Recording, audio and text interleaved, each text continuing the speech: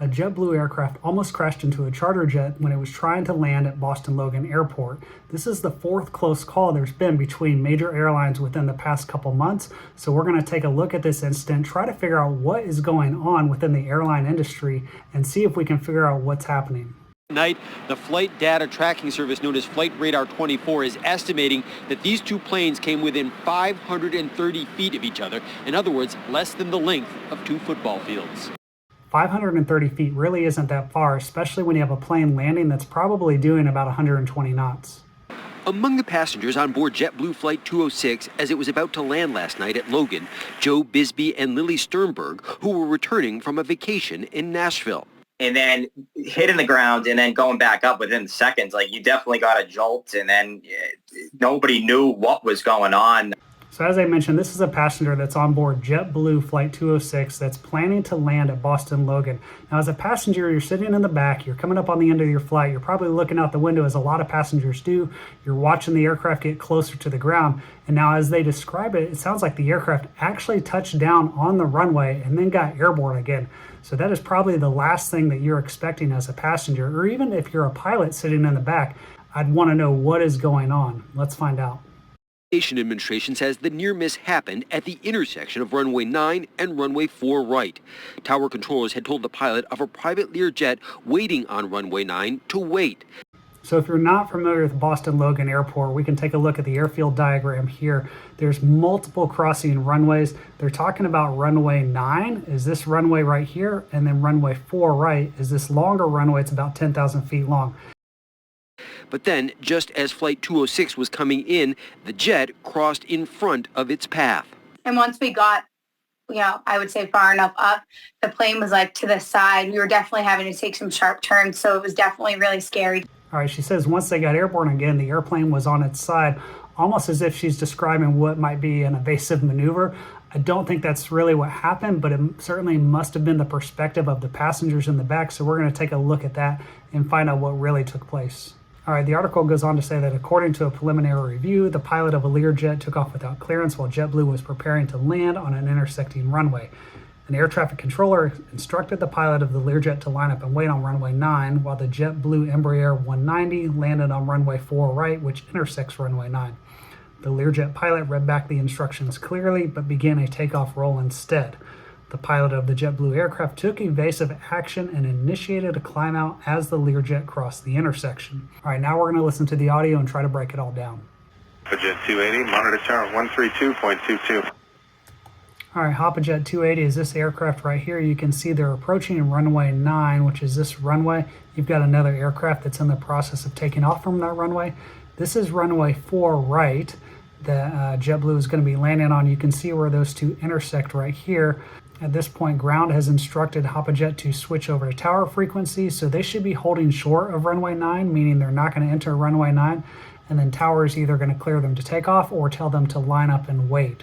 All right, if we take a look at the Google Earth imagery of the airfield here, I want to point out a couple things. First of all, here's runway 4 right. You can see all of this runway back here and these arrows on the ground here. What this is this is known as a displaced threshold. So if you are landing on runway 4 right, even though there's all this concrete back here, you're not supposed to land on that. You've got to land beyond where these arrows are. So this is the earliest point that you can touch down on the ground is just past this line right here. Now, when JetBlue is going in to land on runway 4 right, they're going to reference these two aim point markers right here, which are typically about 1,000 feet down the runway from this threshold. And so these other markings here would be about 500 feet down. So you can see the intersection of these two runways of runway 9 and runway 4 right is really about 900 or 850 feet down from that displaced threshold. Now we're going to see how close these two aircraft actually come to hitting each other, because according to the passenger, JetBlue actually touched down on the ground. Now if he touched down early, that's not a lot of room between those two aircraft, so I'm not sure that that's really what happened. It's more likely, if the plane did touch down, that he touched down long, and so maybe the pilot kind of saw this potential conflict and landed long, or maybe the plane didn't even touch down at all. We're gonna have to wait for the FAA investigation, but let's see what happens in the rest of this video here. Runway 9, let up and wait, traffic line across the runway. All right, so there's Boston Tower telling HopaJet to line up and wait on runway 9 with traffic landing on the crossing runway. So they're expecting HopaJet 280 to pull onto runway 9, come to a stop, and then wait to be given clearance to take off. Now JetBlue should be landing on runway 4 right. And just because JetBlue lands and continues on down the runway doesn't give HopaJet automatic clearance to take off. They've still got to wait for Tower to tell them that they are cleared to take off. All right, so these aircraft obviously aren't to scale, but what you can see happening here is from this depiction, they're showing HopaJet is starting their takeoff roll as JetBlue is crossing, where this runway kind of begins, and there's the displaced threshold that I talked about a second ago. So JetBlue should be touching down right around this point right here. You can see coming into the picture here, you've got another aircraft, looks like land on runway 4 left. So it's, again, very important to make sure you're listening to the clearance that you've been given and make sure you're abiding by all those instructions. Now, obviously, Tower sees that HopaJet 280 is starting their takeoff roll. That's why they direct JetBlue to go around. It's possible that the pilots saw it as well and started to perform that go around without being directed. We'll have to wait for the FAA investigation to give us some more details on that. But obviously it's going to be a conflict. The pilots are going to perform their go-around procedure. They're going to climb back up to altitude and then basically circle back around to land again. 065, runway heading, maintain 3000.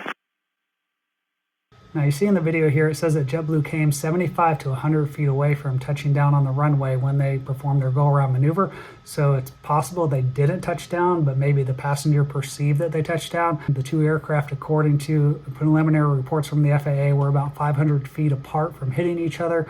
I don't know if that's 500 feet in elevation or 500 feet laterally or a combination of the two.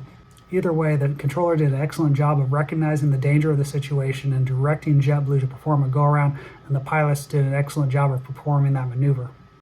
Runway heading up to, say again the altitude? 3000. 3000, JetBlue 206.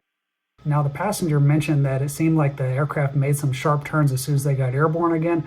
Most likely what happened, according to the audio here, you can hear the aircraft is continuing to fly down runway heading, so they're basically flying straight ahead. They're just performing a climb. Once they get up to their altitude of 4,000 feet, they're going to make a turn to circle back around to the airfield. It might seem like they're making an invasive maneuver, but in reality, they're just performing the procedures the way they're supposed to. HopaJet 280, contact departure today. Right to departure, thank you so much. All right, at this point, if you're wondering why Tower isn't saying anything to HopaJet 280 about what just happened, basically it's because the pattern is too busy right now. They've got too many other things to worry about. They want to get that aircraft handed off to departure control, and then they're going to deal with it later. And as far as why we're seeing all of these events happen so frequently in the news today, I don't know what the real answer is for that. I know that the FAA is starting to take a close look at these incidents and figure out what is causing this trend of these near misses. Hopefully we don't see any more of these in the future.